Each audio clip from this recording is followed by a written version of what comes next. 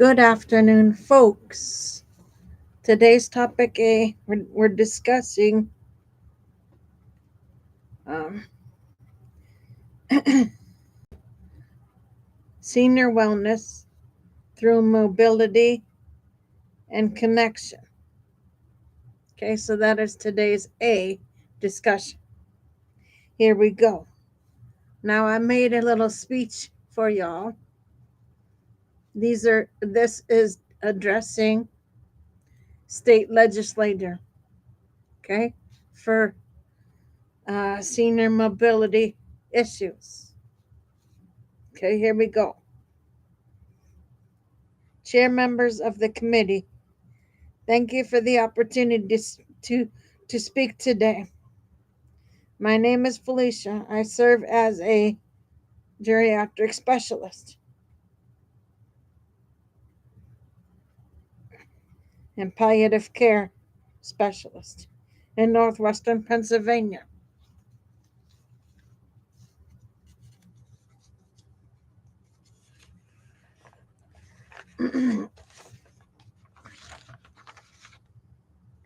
I'm here because our state is forcing a turning point, one that will define how well older adults can live, not just how long they live or how long they can survive. We are aging rapidly. By 2030, adults over 65 will make up nearly 1 in 5 Pennsylvanians. That demographic shift is not a crisis. It is a call to build systems that honor longevity, independence, and dignity. And the most effective way to do that is through senior wellness programs that prioritize mobility and connection. Mobility is a health issue, not a transportation issue.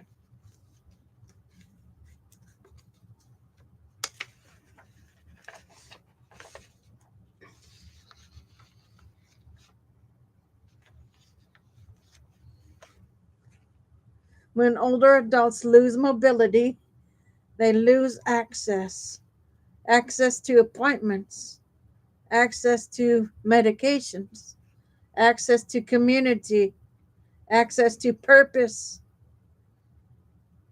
Loss of mobility is one of the strongest predictors of hospitalizations, institutionalization, and mortality.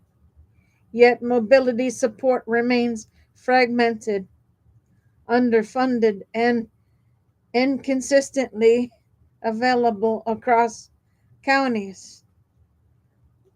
We need to treat mobility the way we treat blood pressure or diabetes, as a measurable, modifiable health detriment.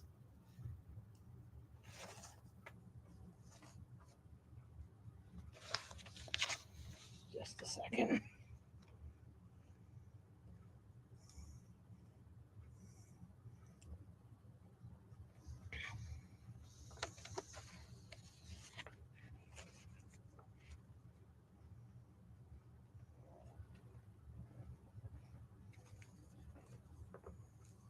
That means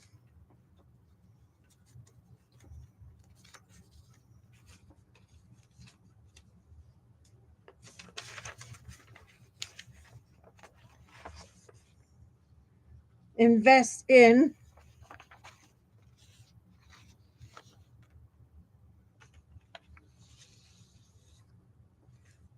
community-based mobility coaching, fall prevention and gait speed programs, transportation partnerships that connect older adults to clinics, senior centers, and social events.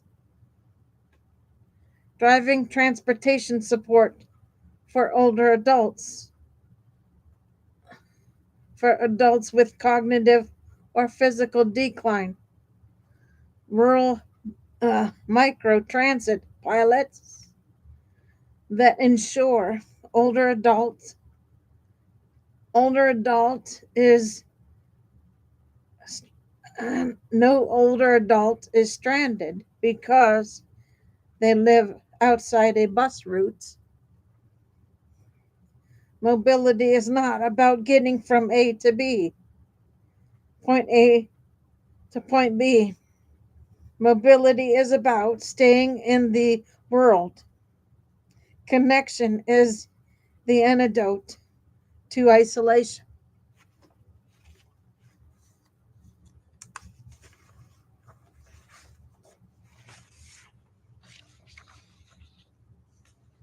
Social isolation increases mortality risk as much as smoking.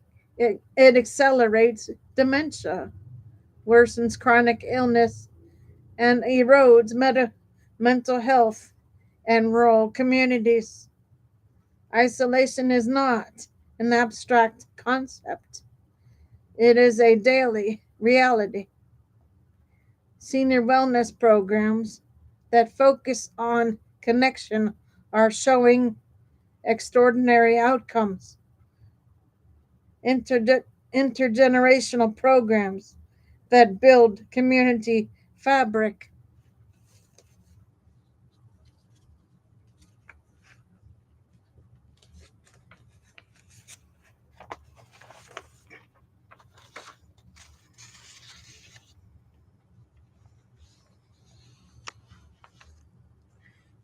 Digital literacy coaching so older adults can use telehealth and stay connected.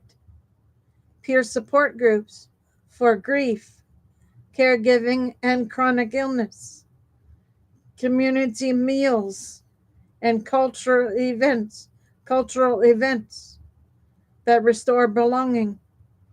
Volunteer pathways that allow older adults to contribute meaningfully.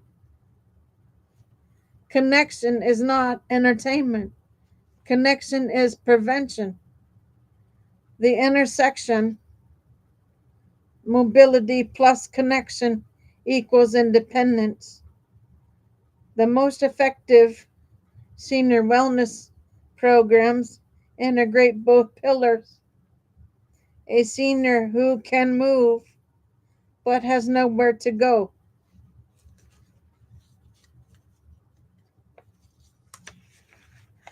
Remains isolated.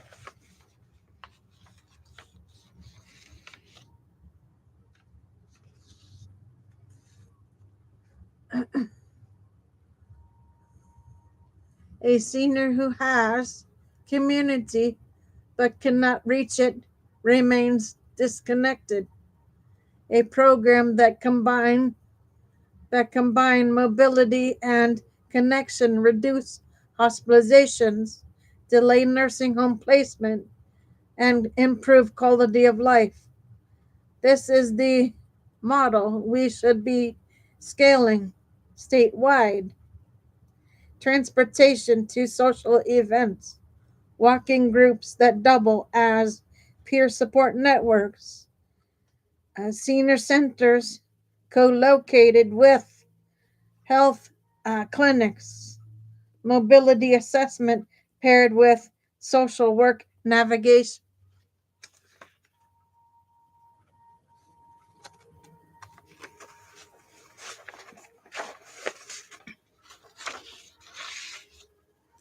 Dementia friendly community design that supports safe movement and meaningful engagement.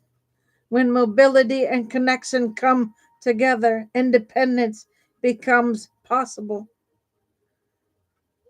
What we need from legislator to build a future where older adults can thrive, we need legislative action in four areas: sustainable funding for senior wellness programs, not pilot dollars, permanent dollars. Statewide mobility infrastructure for older adults, including rural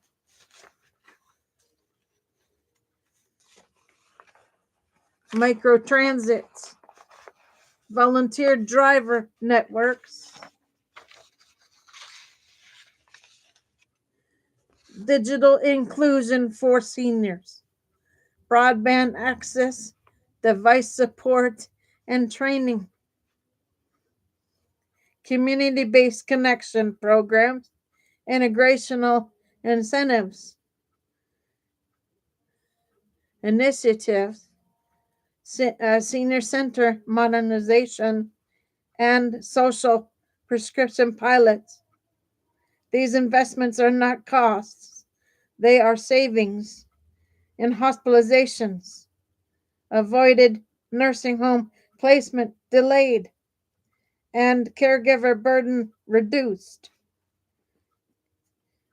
Aging is a public good. Aging is not a failure of youth. Aging is a form of mastery, a lifelong practice of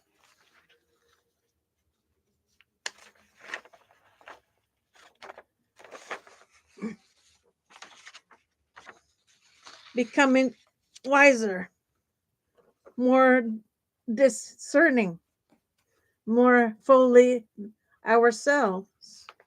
Our policies should reflect that truth. If we invest in mobility and connection, we invest in independence. If we invest in independence, we invest in dignity. And if we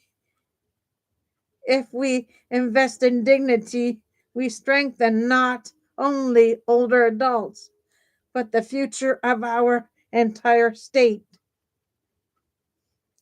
Thank you for your attention and your commitment to people we serve.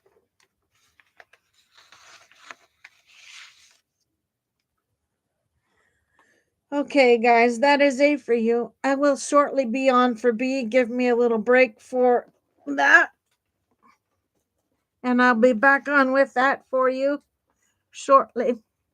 For now, Gator Wellness, take care, folks.